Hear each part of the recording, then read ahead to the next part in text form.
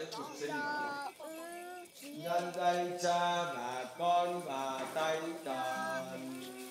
Amen. Chúa ở cùng anh chị em Và ở cùng Cha. Anh chị em thân mến, trong đêm rất thánh này, đêm Đức Giêsu Kitô Chúa chúng ta đã hoàn tất mầu nhiệm vượt qua, tức là từ cõi chết sống lại. Hội thánh mời kêu mời con cái ở các nơi trên hoàn cầu cùng hợp nhau lại mà canh thức cầu nguyện. Vậy chúng ta sẽ cùng nhau chăm chú nghe lời Chúa và xuất sáng từ hành những bí tích tưởng niệm mầu nhiệm vượt qua của Đức Kitô với niềm hy vọng sẽ được cùng người chiến thắng sự chết và cùng người luôn sống kết hợp với Chúa Cha. Chấm được.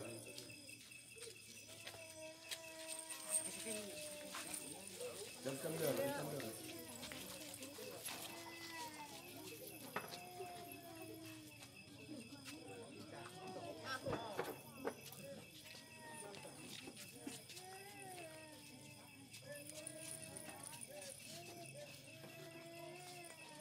Lạy Chúa, Chúa đã sai con một đến dạy ánh vinh quang rực rỡ của Chúa vào lòng tín hữu. Xin thánh hóa ngọn lửa mới này và trong suốt thời gian mừng lễ vượt qua, xin cho niềm cao khát ước trời cũng bừng lên thiêu đốt lòng chúng con và thanh tẩy muôn vàn tội lỗi, để mai sau chúng con xứng đáng vào thiên quốc tham dự lễ ánh sáng muôn đời. Chúng con cầu xin nhờ Đức Kitô Chúa chúng con. Amen.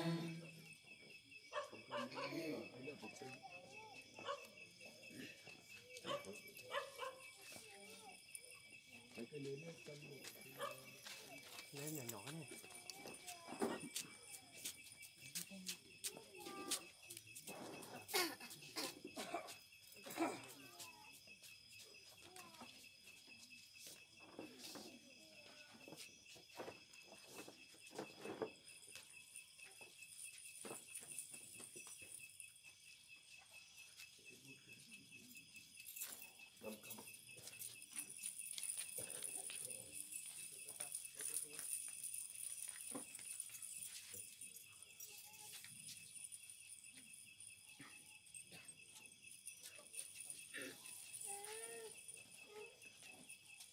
Đức Kitô vẫn là một, hôm qua cũng như hôm nay,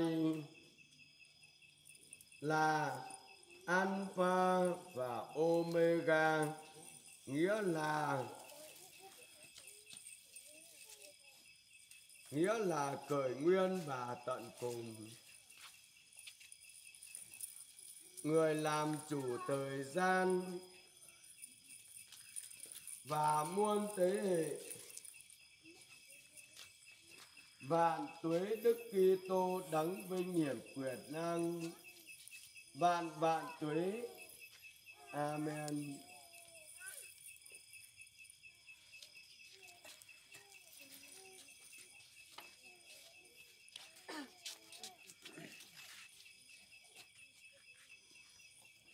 Vì năm vết thương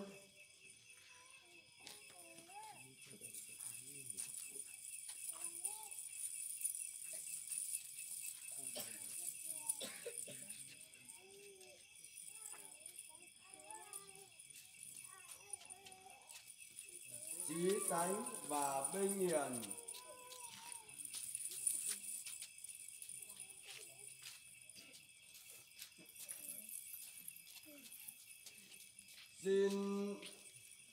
xin Chúa Kitô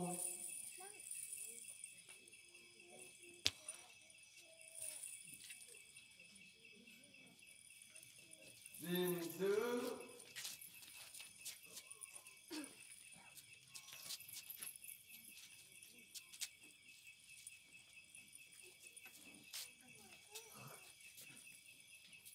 và bảo vệ chúng ta. Amen.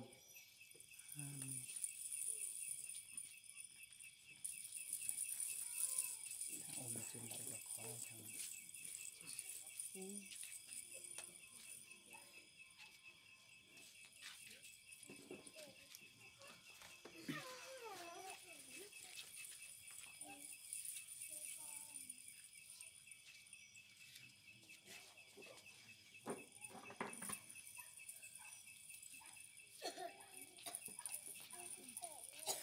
Đức Kitô đấng phục sinh vinh hiển chiếu rọi ánh sáng của người để phá tan bóng tối đang bao phủ lòng trí chúng ta.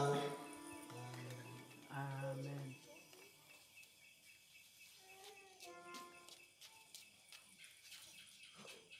Xin gàn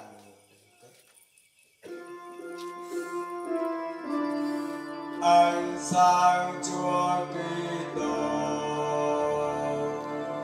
Ta ơn Chúa.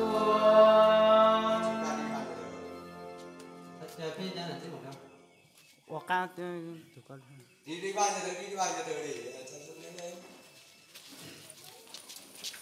chỉ là tụi cái nó mỏ sao thế chỉ lốp đó cái lốp tụi cái mới xong đó.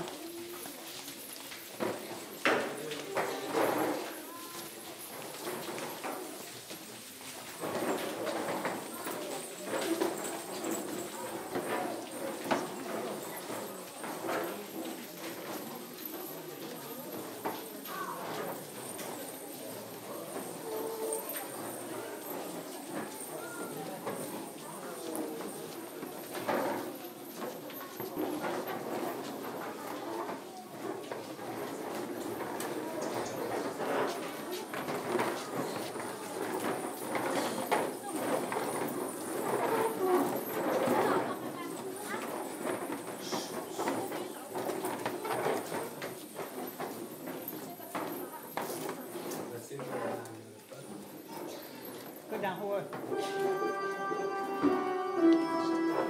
Ánh sáng Chúa Kitô.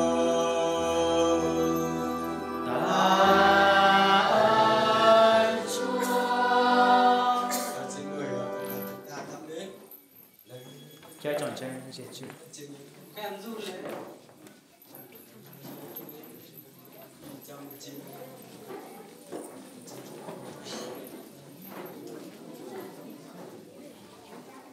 Ít của mình ra hơn đó là chỉ cần một chút.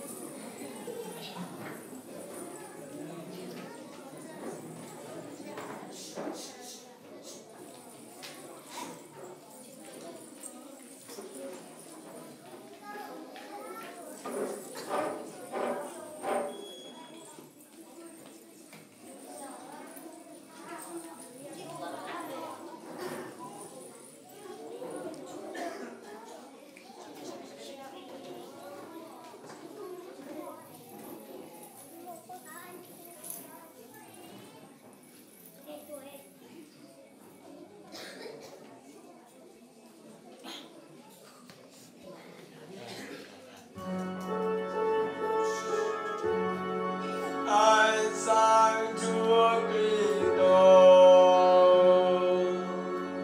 Ta ơn Chúa.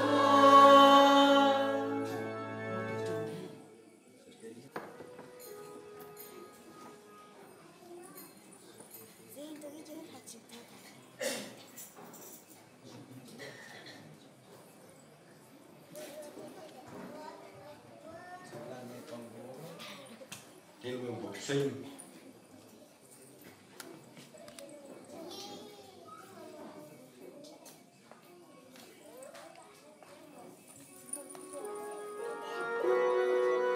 Mừng vui lên, người muôn lớp kêu bình yên tại trên trời. Cùng vui lên.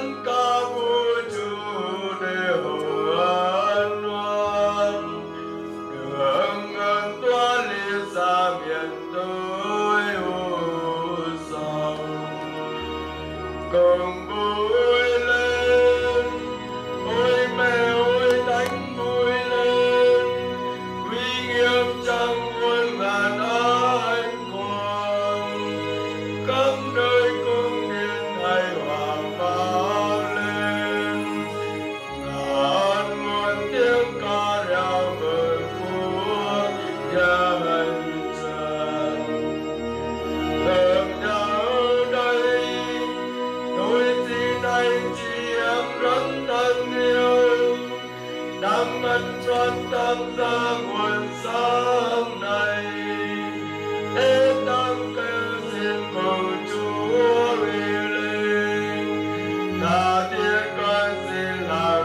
Chúa nhận được người dù thương tôi tôi dù không có con chi nhưng cho tôi nhắm hạt tư tế người con xin ban cho tôi đầy ánh quang để tôi an toàn cả mười cái đến huy hoàng Chúa ở cùng anh chị em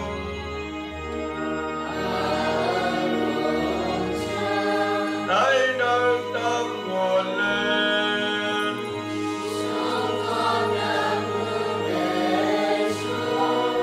hãy ta ơn Chúa là Thiên Chúa chúng ta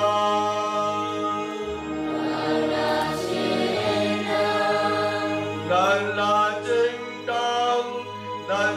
đáng miệng dâng lên tâm tư ca tụng tiếng Chúa Cha nâng tiếng liêng toàn năng cùng đứng Giêsu Kitô con một người Chúa chúng tôi người thế chúng tôi cho nửa năm với Chúa Cha muôn thuở và đổ máu quý giá đến đời sanh an tổ tâm xưa chính đây là lễ vượt qua mà chiến thần chịu gian tên nơi cửa nhà dân Chúa đã được vì máu giữ chiến đây là đêm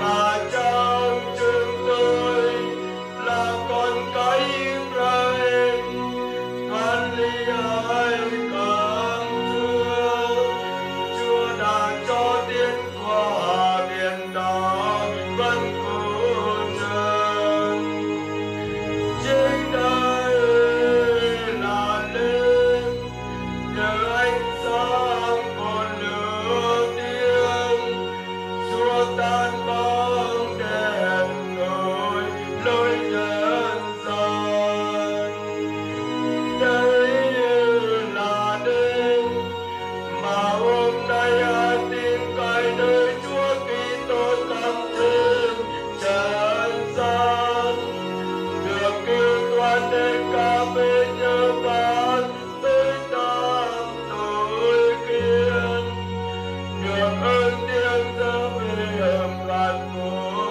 các tài nhân đây là đêm xiềng xích bị bãi tung Đức Kitô ra khỏi ngục vinh tăng tiến lên nguồn cung cứu thế nếu không sao ban chúng ta sinh ra hạt nào có ích chi ôi nguyện nhiệm đây lòng tiếng Chúa yêu tràn tên chúng tôi tình thương yêu của Chúa không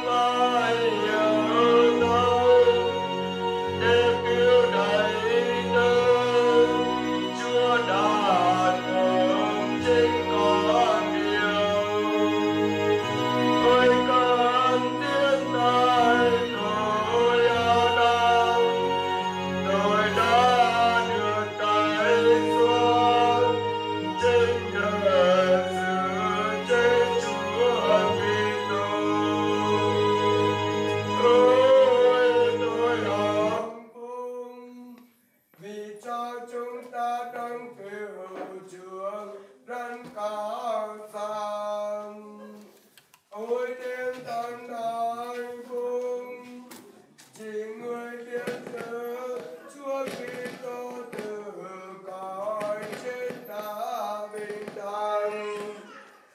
Đây là đêm mà Thánh Thánh đã ghi, là đêm rực rỡ như bình minh, đêm mà ánh sáng soi cho ta biết bao cảm mến sướng vui. Vì thế sự thánh thiện của đêm nay xua đuổi em tội kiên. Tại sáng bên nhớ người có tôi được giải trong cái yêu biển được sướng vui hân hoan. Ba tan hận thù oan viên và xứng đem hòa thuận đồng tâm, quân phụng quyền binh thế gian. Lại cha chi tay nguyện xin ông luôn thương đánh đêm nay, dành cho hương thơm lên chiều là lễ nguy đưa dâng lên cây đến làm người sắp áo tình tuyến đây. Do tay thừa ta miên giáo hội cùng kinh dâng lên. Giờ đây tôi hiểu biết ý nghĩa của ngọn đêm, lung linh sáng lên để Chúa đưa người trước đón về. Dù vẫn chia đi ở các nơi cũng không mong mỏi chi, luôn nuôi bằng tinh chất giáp an mến đã gây nên. Ơi đêm mong ơn, này đêm đôi bên trời đất, kết hợp Thiên Chúa với muôn người để chúng tôi. Nguyện xin cho cây nên tay dâng Chúa đây luôn luôn được tỏa sáng, phá tan mọi bóng tối đêm nay. Nguyện cho ngọn nến lung linh hòa với muôn muôn vì sao, luôn được Chúa đôi nước xem như hương tràm ngát hương bay. Một sao mai sẽ gắn với ai lửa ngày chiếu sáng luôn. Này đây ngôi sao không bao giờ lan đi, chính là con Chúa Đức Kitô, ngôi sao từ nỗi tối tăm vượt lên chiếu sáng nhân gian. Người là đấng tâm trí an sáng, để muôn đời muôn kiếp vinh quang.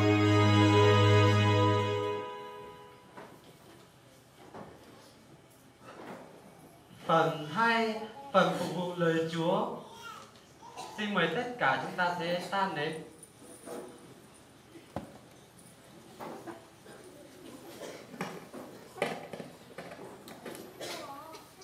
Rồi.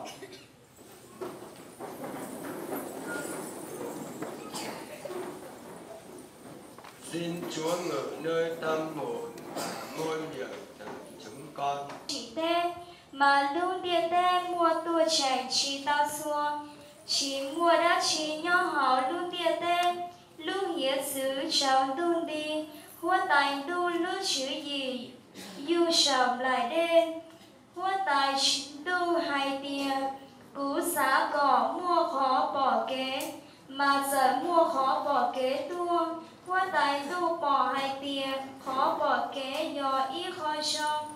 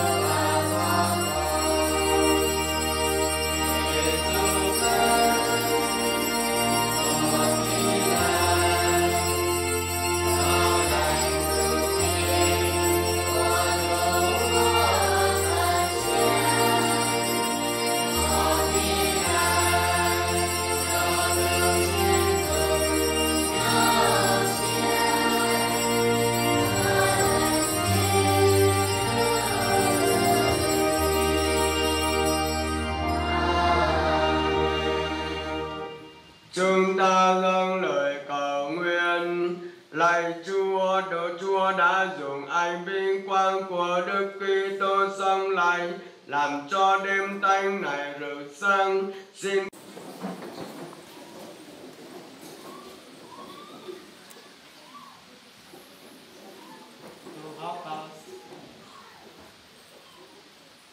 tu học bảo xa lưu pha lưu sau đỡ tua trâu chọn dạy nhau nó mà tiền giải biết của tao giải lưu trình của nhau hậu Giêsu lấy mà biết tao giải lưu trình của nhau hậu Giêsu sâu kế tua thảo biết giải lưu trình của mà biết tao trò Giêsu tua biết trò đi mù hậu đi luôn ra hồi li mà biết dũa cho ý luôn này chia xử lý lãnh lại của ni sợi hỏi dây chơi trở lo vì danh sĩ lui hùa tao cha ni sợi trở lo bên cùng trò lãnh lại bên trò lãnh lại tua vì liên đại bên dũa sợi trở lo xử lý lãnh lại kia bên dũa bao trái tiền bên mua bên từ khu này chia trao sẵn nông đùa cho Giêsu vì bia xã mua bia lúc nhẹ nhẹ vua xào tua mà bia vừa chỉ sao vua kế xào cho khen gì tiên trò lên phải tua mà bia cho xia thì bia vừa trò đi mua số xia lên phải tua ý giàu có số kế xào tua nhẹ no lên phải chia trò lo nín bua tài sinh đu mù li đại nè mà nè cú dúa rong lên đại thia nè tù này sòng cho Giêsu tua lời số nè tù này chưa mua hoa tài sinh đu nè dúa mua so xia nhau hậu hoa tài Giêsu lấy mù li yo chân đủ lo lu被我真都照。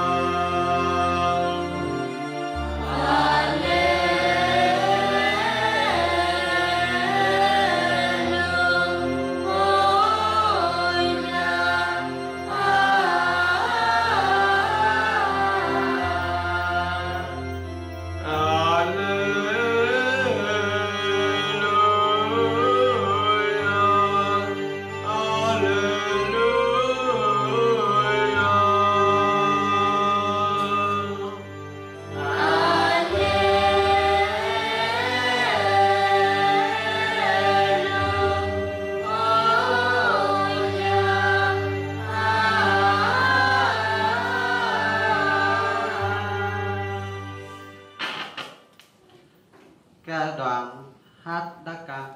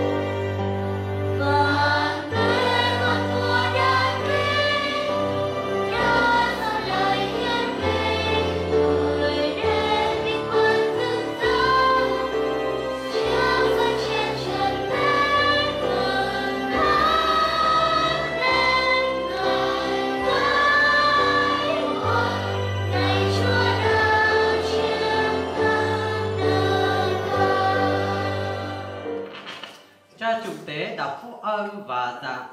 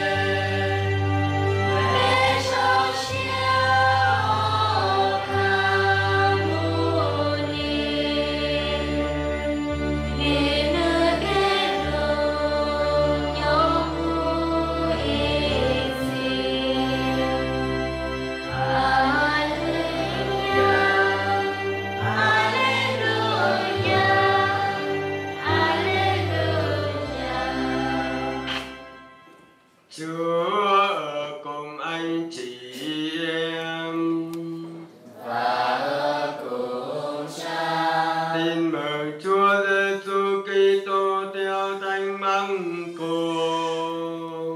Lạy Chúa, vinh danh Chúa. Hết ngày Sa-bát, bà Maria mắc Jacobe và bà Salome mua dầu thơm để đi ướp xác Đức Giêsu. Sáng tinh sương ngày thứ nhất trong tuần, lúc mà trời hé mọc, các bà ra mộ. Các bà bảo nhau: ai sẽ lăn tảng đá ra khỏi cửa mộ giùm ta đây? Nhưng vừa ngước mắt lên, các bà đã thấy tảng đá lăn ra khỏi một bên rồi, và tảng đá ấy lớn lắm. Vào trong mộ, các bà thấy một người thanh niên ngồi bên phải, mặc áo trắng. Các bà hoảng sợ, nhưng người thanh niên liền hỏi: đừng hoảng sợ, các bà tìm Đức Giêsu Nazareth, đấng bị đóng đinh chứ gì. Người đã trỗi dậy rồi, không còn đây nữa. Chỗ đã đặt người đây này. Xin các bà về nói với các môn đệ người và ông Phêrô rằng người sẽ đến Galilee trước các ông. Ở đó các ông sẽ được thấy người như người đã nói với các ông. Vừa ra khỏi mộ, các bà liền chạy trốn run lẩy bẩy, hết hồn hết vía. Các bà chẳng nói gì với ai vì sợ hãi. Đó là lời Chúa. Lạy Chúa Kitô, người khen Chúa. Anh chị em thân mến, chúng ta hãy cầu xin Thiên Chúa là Cha toàn năng thánh hóa nước này, để những ai nhờ nước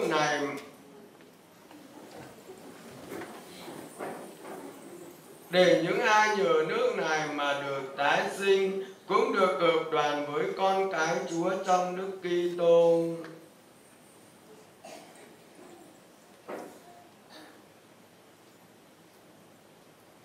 Xin Chúa thương thánh hóa nước này, để nhờ đó nhiều người được tái sinh mà trở thành con cái Chúa. Lạy Chúa Giêsu, con Chúa trời hàng sống, xin thương xót chúng con. Lạy Chúa, Chúa dùng quyền năng vô hình mà làm cho các bí tích trở nên hiện hữu lạ lùng, và qua dòng lịch sử cứu độ, Chúa đã bao lần dùng nước do chính Chúa tạo thành để bày tỏ hiệu năng của phép thánh tẩy. Quả vậy, ngay từ lúc vũ trụ khởi nguyên, Thánh Thần Chúa đã bay là trên mặt nước, để từ đó nước làm cho nước hàm chứa năng lực thánh hóa muôn loài. Chúa lại dùng nước hồng thủy làm hình ảnh tiên báo phép rửa ban ơn tái sinh. Vì thời đó cũng như bây giờ, nước biểu thị quyền năng Chúa vừa tiêu diệt tội lỗi lại vừa khai mở một đời sống mới. Chúa đã giải thoát con cháu tổ phụ Abraham khỏi vòng nô lệ mà dẫn qua biển đỏ ráo chân, để họ tượng trưng cho một dân tộc mới là những người được thánh tẩy sau này. Và sau hết, khi đến thời đến đuổi, chính con một Chúa đã lãnh nhận phép rửa của Thánh Gioan trong dòng nước sông Giô-đăng, và được Chúa Thánh Thần ngự xuống trên mình. Lúc bị treo trên thập giá, người đã để cho máu cùng nước từ cạnh sườn chảy ra, và sau khi sống lại, người đã truyền cho các môn đệ rằng: anh em hãy đi giảng dạy và làm phép rửa cho muôn dân, nhân danh Chúa Cha và Chúa Con và Chúa Thánh Thần. Vậy giờ đây lạy Chúa, xin thương nhìn đến giáo hội và khơi lên giữa lòng giáo hội nguồn nước thánh thần. Xin cho dòng nước này được thấm nhuần thần khí của Đức Kitô, để nhân loại đã dựng nên theo hình ảnh Chúa được thánh tẩy khỏi mọi vết nhơ con người cũ và tái sinh làm người mới nhờ nước và Thánh Thần.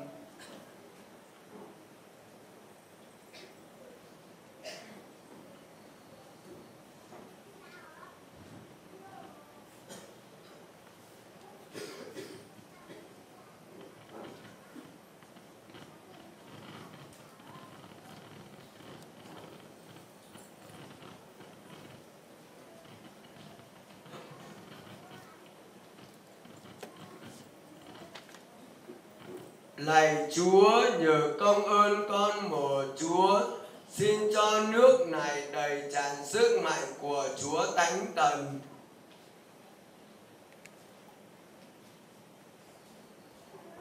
Để những ai được dìm trong nước thánh tẩy này, nghĩa là cùng chết và chịu mai táng với Đức Kitô, cũng được sống lại với người để hưởng phúc trường sinh, người hằng sống và hiển trị muôn đời.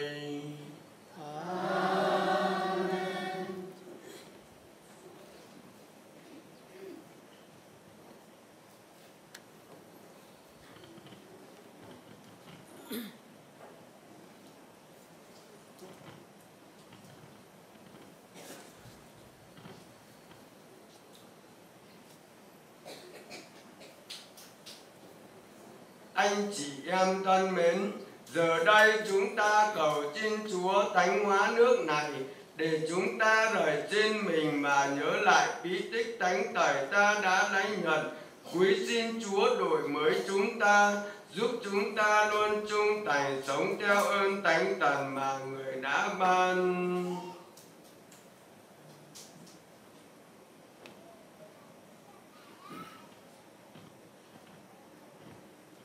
Lạy Thiên Chúa toàn năng hàng hiếu, trong đêm cực thánh này, chúng con là dân Chúa đang hợp nhau canh đức cầu nguyện để tưởng nhớ công ơn Chúa đã sáng tạo chúng con cách lạ lùng và cứu chuộc còn lạ lùng hơn nữa. Xin Chúa thương nhận lời chúng con và thánh hóa nước này do chính Chúa đã dựng nên để làm cho ruộng đất vì nhiêu màu mỡ, cho thân xác con người được sạch sẽ và thoải mái, và trải qua lịch sử cứu độ, nước thiên nhiên đã trở nên ký cụ của tình thương hải hà. Quả vậy, Chúa dùng nước biển đỏ cứu dân riêng khỏi vòng nô lệ và làm vọt lên giữa sa mạc khô cằn một nguồn nước cho dân giải khát. Các ngôn sứ cũng dùng hình ảnh nước mạch tuôn trào để loan báo Chúa sẽ lập giao ước mới với loài người chúng con. Và sau hết, khi Đức Kitô chịu phép rửa tại sông Giô-đăng, Chúa đã thánh hóa nước trong lành để thanh tẩy con người tội lỗi chúng con và cho chúng con được tái sinh nên con người mới. Vậy giờ đây, khi chúng con rải nước thánh trên mình để nhớ lại bí tích thánh tẩy chúng con đã lãnh nhận, xin Chúa cho tất cả chúng con được chia sẻ niềm vui với anh chị em chịu phép thánh tẩy trong mùa vượt qua này. Chúng con cầu xin nhờ Đức Kitô Chúa chúng con. Anh chị em thân mến, nhờ mầu nhiệm vượt qua, chúng ta được mai táng với Đức Kitô trong bí tích thánh tẩy để được cùng người sống đời sống mới. Bởi thế, giờ đây, thời gian tanh luyện của mùa chay đã kết thúc, chúng ta cùng nhau lặp lại những điều đã tuyên hứa khi lãnh nhận bí tích thánh tẩy, là từ bỏ Sa-tan với tất cả những gì thuộc về nó và trung thành phụng sự Chúa trong hội thánh Công giáo. Vậy anh chị em có từ bỏ Sa-tan không? Thưa, từ bỏ. Anh chị em có từ bỏ mọi hành vi do Sa-tan xúi giục không? Thưa, từ bỏ. Anh chị em có từ bỏ những quyến rũ của Sa-tan không? Thưa, từ bỏ. Anh chị em có tin kính Thiên Chúa là Cha toàn năng, đấng tạo thành trời đất không? Thưa, tin. Anh chị em có tin kính Đức Giêsu Kitô là con một của Chúa Cha và là Chúa chúng ta, đã được Đức Trinh Nữ Maria sinh ra, đã chịu cụ hình và mai táng, đã từ cõi chết sống lại và đang ngự bên hữu Chúa Cha không? Thưa, tin. Anh chị em có tin kính Đức Chúa Thánh Thần, tin kính giáo hội thánh thiện và công giáo, tin mầu nhiệm hiệp tông trong dân thánh, tin có ơn tha tội, tin xác phàm sẽ sống lại và tin có sự sống đời đời không? Thưa, tin. Lạy Thiên Chúa toàn năng là Cha Đức Giêsu Kitô Chúa chúng ta đã giải thoát chúng ta khỏi vòng nô lệ tội lỗi và cho chúng ta được tái sinh nhờ nước và Thánh Thần. Nguyện xin người ban ơn gìn giữ chúng ta luôn kết hợp với Đức Kitô để đời sống muôn đời. Amen.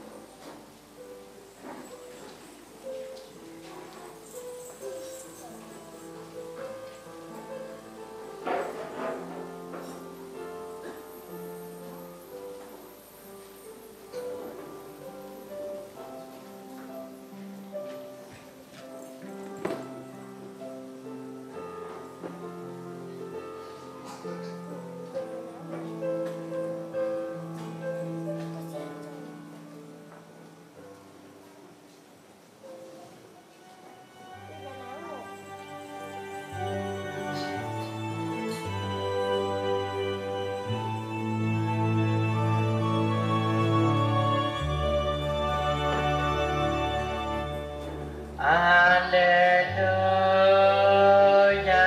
alleluia.